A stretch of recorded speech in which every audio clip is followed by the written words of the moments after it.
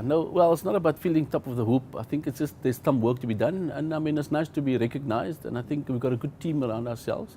As you can see, I'm here in my capacity as Deputy Chairperson of Premier Fishing, but we've got an excellent team. Samir Saban, the CEO, Tatenda Punda, who's an excellent CFO, and he's the rest of his team.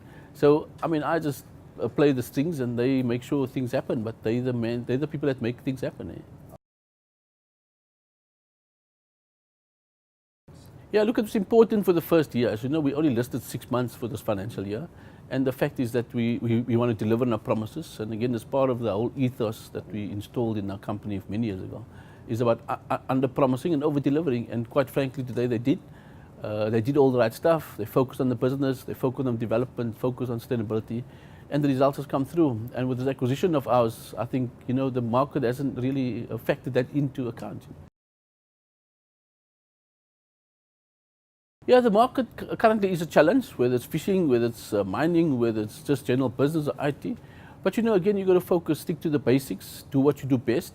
And I think, you know, with the results coming out like this, it's encouraging to know that our guys are doing it for the right reasons, and the market will hopefully appreciate what we're trying to achieve. So in the fishing industry, as you can see, I mean, one of our ethos is to create more jobs. And if you look at the acquisition we're doing, we want to create more jobs, buying more bigger companies. And with that, there's a lot of synergies. Our partners already said to us, no, I've got an appetite to grow further and develop the environment.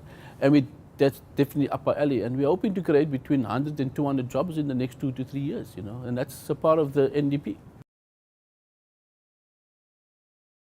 Look, the court system is always going to be an issue, right? I mean, but the industry, it's a 7-8 billion industry, so it's always going to be there. There are challenges. There are challenges in some forms of quotas, not in all the species. So Africa's fishery, however, I must say to you, is one of the best managed in the world. Australia had their quotas cut 5 years ago by 50% because it wasn't managed in the past. Our quotas go up by 5%, comes down by 10%, and comes back the next year. So it is managed, and I mean, our total quota, for example, in the lobster, West Coast lobster, is about 300, 400 tons. In Australia, it was 5,000 tons. Now, clearly, it's not sustainable. So yeah, we have some challenges, but you know, we're hoping that, you know, sanity will prevail and things will work out. And again, the onshore quota is obviously the one where the government needs to make sure that the fishermen who earn a livelihood from it, get sorted out as well. And I mean, the deep sea fish could be more for the bigger companies. You know? Look, 3 years ago we had a Vision 2020 plan where we wanted to double the size of all our businesses. And I think you can see by the fishing we're getting there. We're happy to look for more acquisitions. We're happy to create more jobs. I think there's you know, being an African company.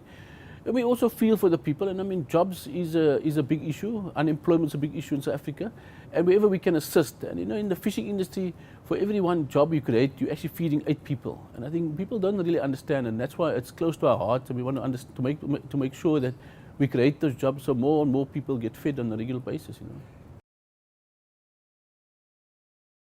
You know, as a leader, you got to, you know, one thing that makes a successful leader is that you mustn't be insecure.